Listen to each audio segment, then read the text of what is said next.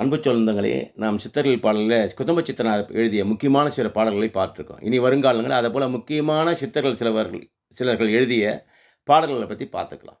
அதில் இருக்கும் அறிவு விளக்கங்களையும் பார்க்கலாம்.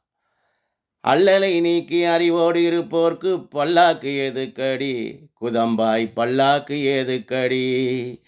செத்தாரைப் போலத் திரியும் மெய்ஞ்ஞானிக்கு கைத்தாளம் எதுக்கடி? குதம்பாய் கைத்தாளம் எதுக்கடி?" அல்லலை நீக்கி, அல்லல் என்றால் துன்பம். துன்பம் எதுவுமே இல்லாமல், வெறுப்பு எதுவுமே இல்லாமல் வாழக்கூடிய அந்த மெய்ஞ்ஞானிக்கு, சித்தனுக்கு பல்லாக்கு எதற்கடி? பல்லாக்குன்னா சுமந்துட்டு போவாங்க. எல்லாரையும் தூக்கிட்டு போவாங்க. அவர பெரிய ஞானிய உட்கார வச்சு எல்லாம் தூக்கிப்பாங்க. சிஷ்யர்கள் அப்படி எதுவும் தேவையில்ல. அவர்களுக்கு பல்லாக்கு சுகம் தேவையில்லை. சுகபோகங்களை வெறுத்தவருக்கு இந்த பல்லாக்கு சுகம் தேவையில்லை. மதங்களை சார்ந்தவர்களுக்கு தான் இந்த பல்லாக்கு சுகம் தேவை என்பதை வலியுறுத்துகிறார்.